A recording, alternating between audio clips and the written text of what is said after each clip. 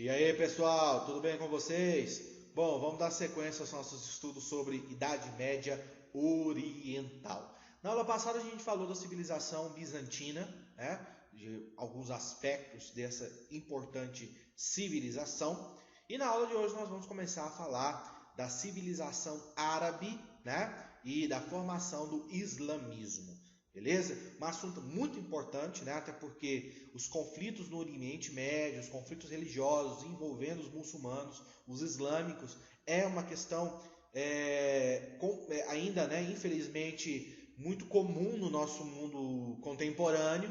Né? Então a gente vai entender aqui um pouco de como é a cultura desse povo, o seu modo de pensar, como surgiu o islamismo, as suas características, a sua divisão, né? Às vezes você vê lá falando, os muçulmanos xiitas, muçulmanos sunitas. Então vamos estudar esses aspectos a partir de agora.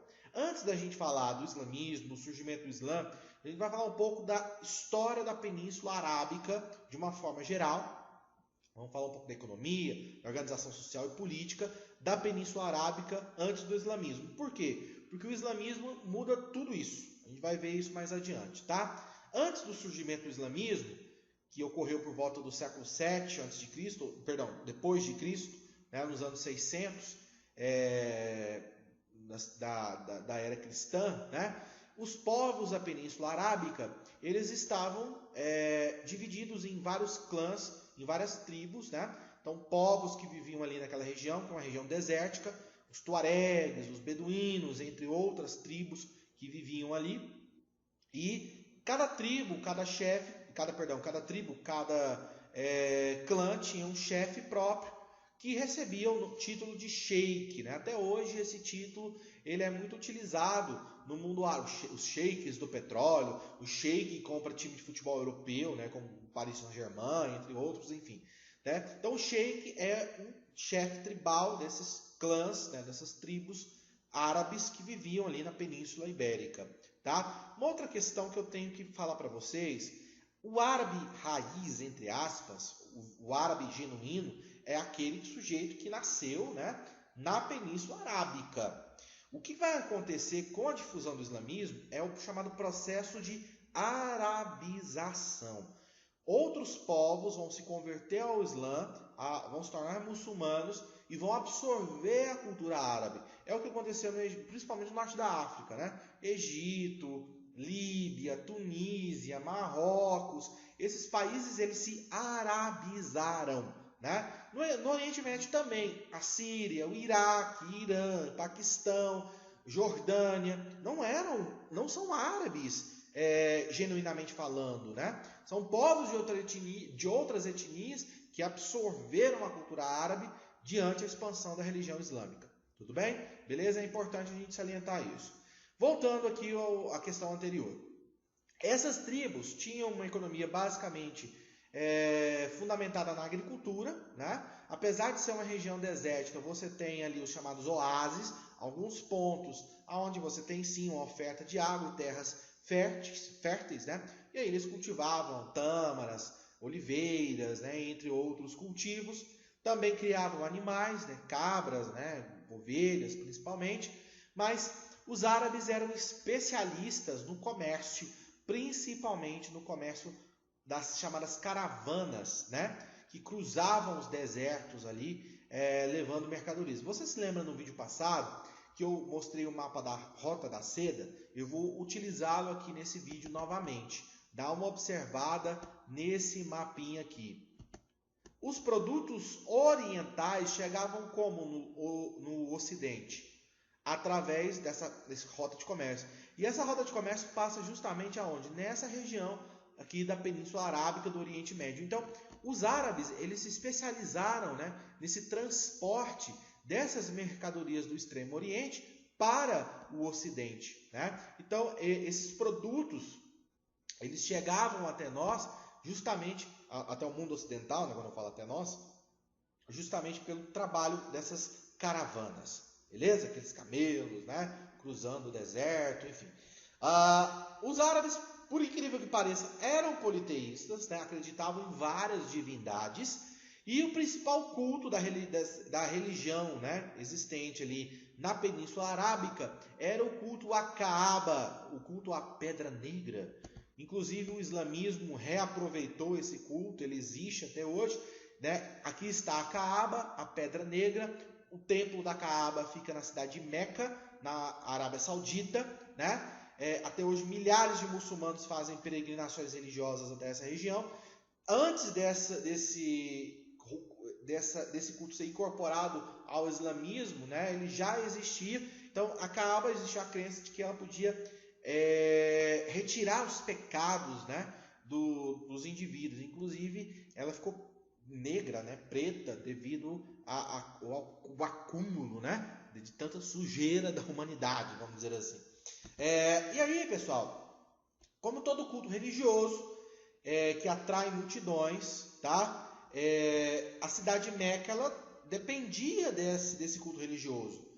Inclusive, uma tribo que dominava a cidade de Meca, que era a tribo coraixita, de grandes comerciantes, eles dependiam dessas peregrinações para manter a cidade funcionando. Eu faço um comparativo aqui para você entender com a festa de Trindade, né? A festa de Trindade é, sim, um movimento religioso importante no nosso estado, mas também tem um aspecto econômico muito importante para a cidade de Trindade. Quando ela, aliás, né, muitas atividades econômicas da cidade de Trindade giram em torno da festa religiosa.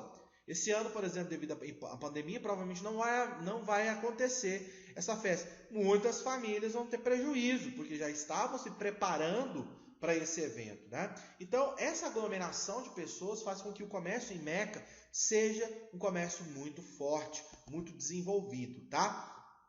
E essa cidade, inclusive, dominada pelos coraxitas. Um jovem comerciante coraixita de Meca, chamado Maomé, na língua árabe de Mohammed, né?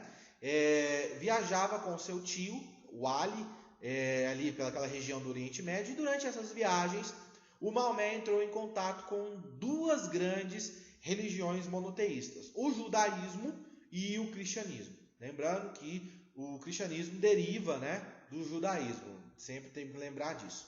Então, o que o Maomé fez foi um processo que a gente chama de sincretismo. Ele misturou, ele juntou aspectos do judaísmo, aspectos do cristianismo com as tradições religiosas árabes e criou uma nova doutrina que é o islamismo. Dentro da fé islâmica, né, esse processo acontece mediante revelação divina. Maomé estava lá um dia no deserto, né, o arcanjo Gabriel apareceu para o Maomé, falou: olha, eu vou levar você à última revelação, né, você é o último profeta, escreva aí, né, e ele vai escrever essa revelação que é o Alcorão. Né? Mas se você pegar o Alcorão, que é o livro sagrado do islamismo, dos muçulmanos, você vai observar que em vários aspectos ele remete a questões que já vêm na Bíblia e na Torá também.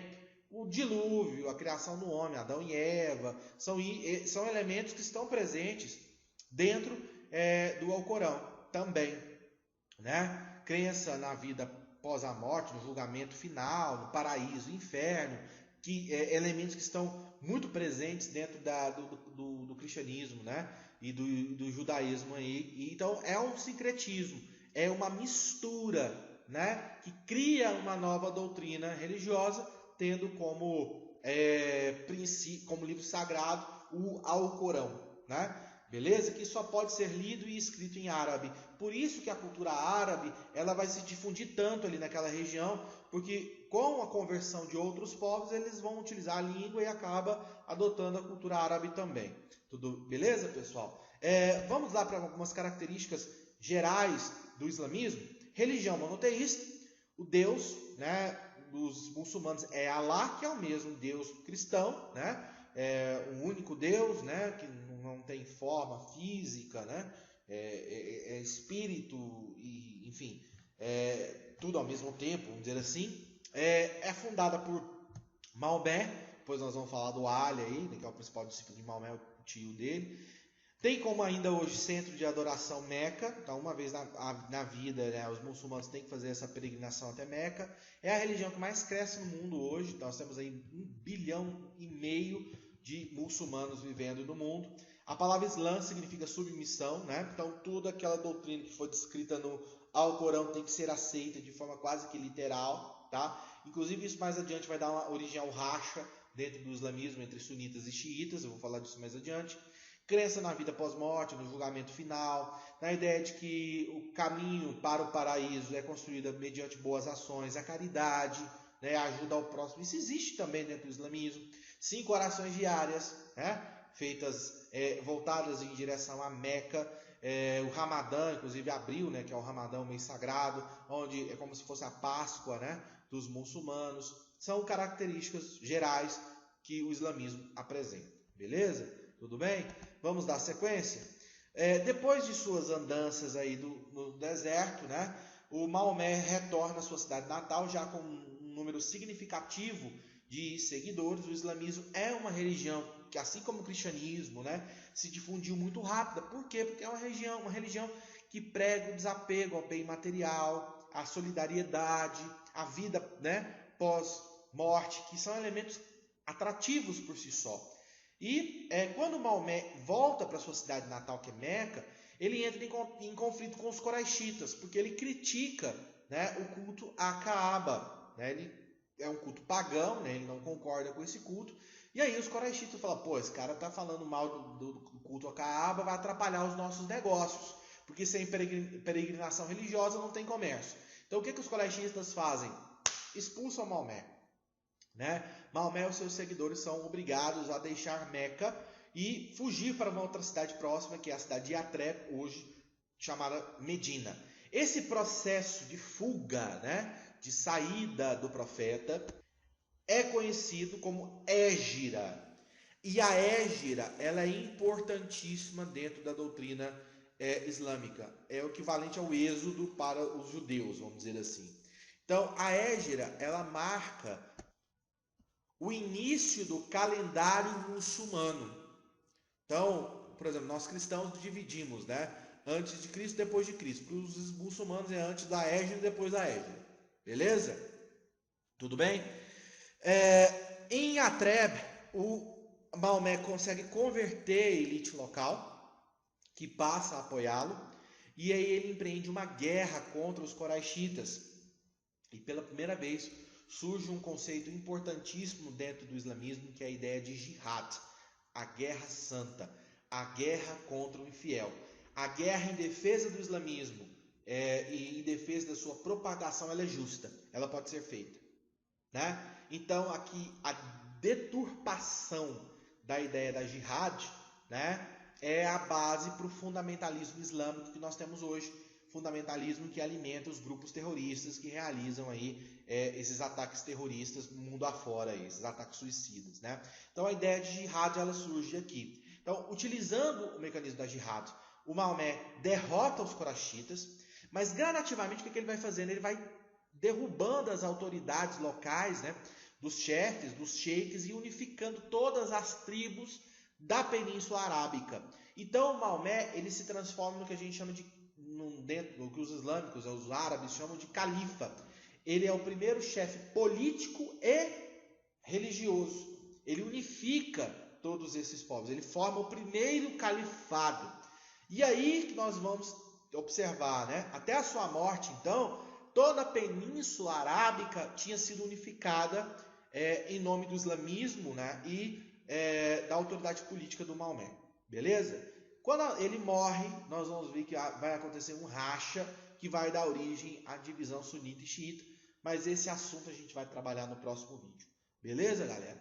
Então, se tiver alguma dúvida, os questionamentos serão feitos lá no nosso encontro semanal via WhatsApp. Até mais, galera. Fiquem com Deus. Muito obrigado. Tchau, tchau.